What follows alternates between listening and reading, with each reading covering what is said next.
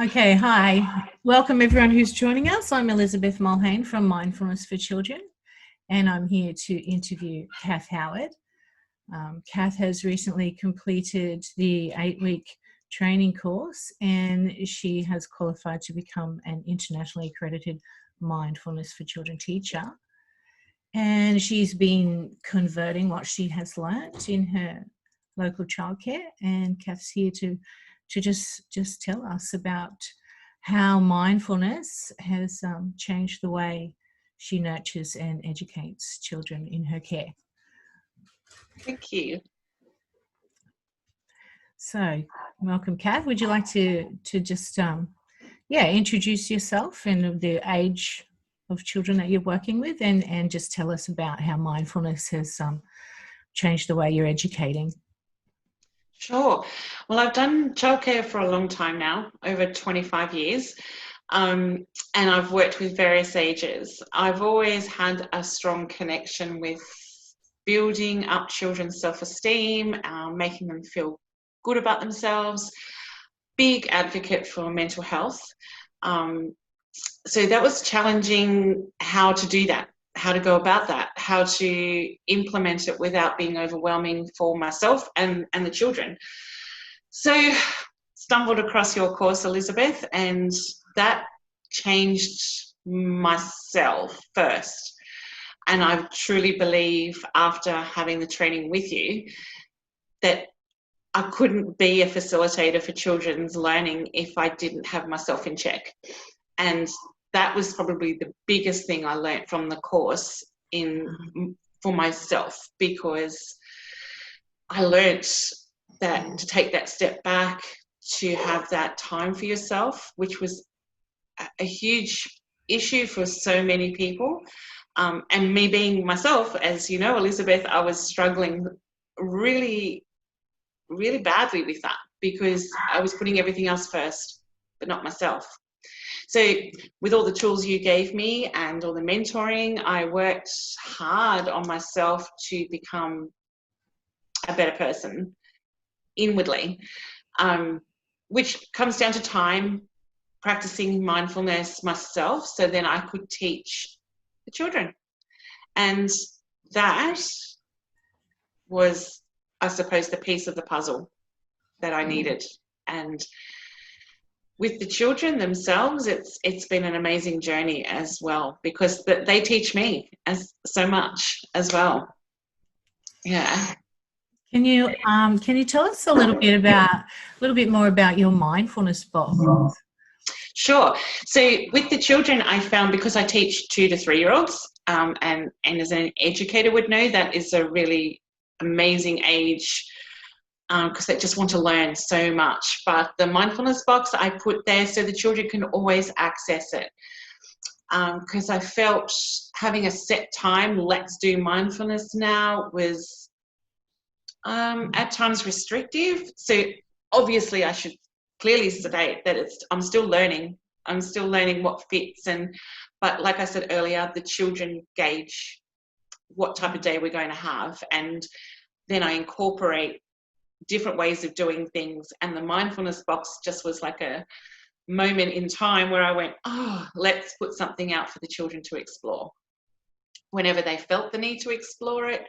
So there's things in there like glitter jars that we made ourselves, there's squishy sensory balls, there's like a glitter stick where they can focus on the movement of the glitter, candle, obviously not one that I light, but one of those flicker candles, so they can see the flicker moving. I've got a singing bowl in there. I have like things they can feel, like soft and rough things they can feel, different textures. And I have found having just soft music on in that particular room is also a space that's inviting for the children to go to. And crazy as I was called for even trying it, but the children have really embraced it completely. Okay, great. Okay, that's fantastic, and that's great. I hear that you're really using sound to really working with sound in your environment. So, do you feel Yeah, if you had to explain the energy of your center now compared to before, you did all this training and implemented all these new ideas, how has that energy sort of spread overall across the center? What's going on? Um, it has been, I wish I could actually express it more, but it has changed 1,000%. And I think because that's a twofold process, because the children are engaged and are now, so it's so exciting because when I see children feeling frustrated or feeling just not in the right space, I see them doing their deep breathing just on their own, or Wow. just squeezing their hands and doing that count. So to have a set group, yes, that's perfect. But I think that brings the educators into the space too, which that's what I was saying, the twofold way, because the educators are more in tune with themselves, therefore they're more in tune with the children, and the room, I mean, it's not zen all the time, of course, but it has a totally different energy. Totally. That's amazing. That's so good. And after doing the course, what would you say, just personally for you, was the best part of the course? What did you enjoy the most? Because I know it's pretty engaging. There's a lot of different aspects. So yeah, what was it for you? For me, it was learning how to slow myself down, and the tools that you gave me to do that. So just taking that time out, exploring the different types of meditation was, and I'm still doing that, obviously. That's been, to me, the hugest impact on my life. Fantastic. All right. So I just wanted our listeners to know that we do have a workshop available, and it's been designed by myself, and it's got CBT points on it. And Cath can deliver a workshop in the local area. What area are you in, Cath? You want to let everyone know what radius you'd be able to run a workshop in? Sure. Well, I live locally in Newcastle, so anywhere outside from centre of Newcastle out, so 20, 30 k's out of Newcastle. I would love to get into centres and have that touch with the educators as well as the children, of course. But I feel it does honestly. I honestly believe that the educators need to have the mindset. Definitely. And that was the biggest thing I learned from you, Elizabeth, is that if we're not in check ourselves, like I keep saying that, but it's so, so, so true, because just whacking on an app or putting on some music, if you're not in that zone yourself or know how to do that, there's no point. Yeah. Yeah, that's right. Yeah, and so we'll have Kath's contact details available. Yeah, thank you. With the video. And can I just ask? I know that we're moving into new territory here. How are the parents?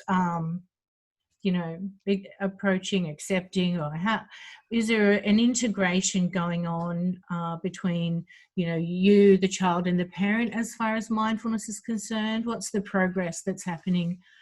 Can you tell us about that, the growth? Sure. So before I started introducing sort of a mindfulness way in the service, I obviously put out information to parents, what we were going to do, what it actually will mean. And I was incorporating the information with what I was doing with the children. So when they went home, the parents weren't like, what are they doing? So that was really important to me, to have that connection with the families. So my goal is to actually have that support for the parents as well. Now, how that would look in this time, I realize people are time poor, and the last thing they probably want to do is have a workshop after work or on a weekend when they're busy with their own families. So to have a system in place is my ideal goal to work towards. And that is with communicating with parents as well and asking them what would work for them and families, because we can only do so much in a service as if it's carried into the home environment. To me, that would be the ideal mix. And but the parents' feedback in saying all of that has been amazing. They're actually seeing their children just doing a yoga stretch, or there was one little fella that told his mother to take some deep breaths, which I just thought, that it's so beautiful when you actually hear those comments from parents. But I'm glad I actually did educate the parents basically in what I was doing, so they knew why their child was saying that to them. Yeah, it'd be wonderful if parents could come on board. It does look like we're still trying to think through a way that can really happen, where parents are really integrating with mindfulness somehow. For now, we do have the Mindfulness for Children Facebook group, so that'll be available to join, and maybe if you're able to Zoom or something, you might want to just get in contact with Cath, or there's definitely growth there. There certainly needs to be a connection between the childcare teachers and the parents, and just to make that a real foundational understanding that mindfulness is a way of life, not just at the childcare, but when you get home too. I think that's really important to make that happen. Yeah, so definitely. And I think, is there anything else you would like to add? I feel that through this whole experience, when you think about being and becoming and belonging, I think that I've seen the amazing things that you've already come up with on your own. And I know that you're working with essential oils, and yes, you're always working on building programs. I'm just so excited to see what you've got in the pipeline down the track. You're just an amazing woman, Cath, and thank you. It's been an honor to teach you. And I hope that we just keep hearing about your journey, and you've got still building programs. I've heard that you're still working on the that program with those essential oils. Yes, I am. And the children actually now are accessing the rollers that I've made, so they actually rub them on their wrists themselves. So that I'm so grateful for, because they've made that connection that oil is going to make me feel this way. And that to me is like, it's just goosebump material, because it's the children have made that connection. And I am trying to work out a way to incorporate that in a home life as well, because the children now know what those oils are for within the service, and so do the educators, which is fabulous as well, because again, it comes down to like what you taught me. You've got to feel well here, and then you can move on with the rest of your day, and that's just brilliant. Definitely. Well, when you've got that program ready, we'll be adding that to Cath's profile as well, so you'll be able to reach out, and particularly I think for other childcare teachers, educators, it's a lot easier to just buy a program rather than build one. And if you've already got something that's really working, I think between educators, that's what we need to do, is just we don't all need to reinvent the wheel, but if we all just build where we can build, and then build a community of sharing and caring, I think we can really change this industry. So I think we'll wrap up our meeting. So I'd like to thank everyone that's listening, and particularly thank Cath Howard for joining us, and looking to see really great things from you, Cath. Oh, thank you, Elizabeth, and thank you for giving me this opportunity to talk about what your course meant to me and how it's had an impact on the children, which to me is what it's all about. And thank you to you for even developing such an amazing course. It's been brilliant. Thank you. Thank you, Elizabeth. Bye for now, everyone. Bye-bye.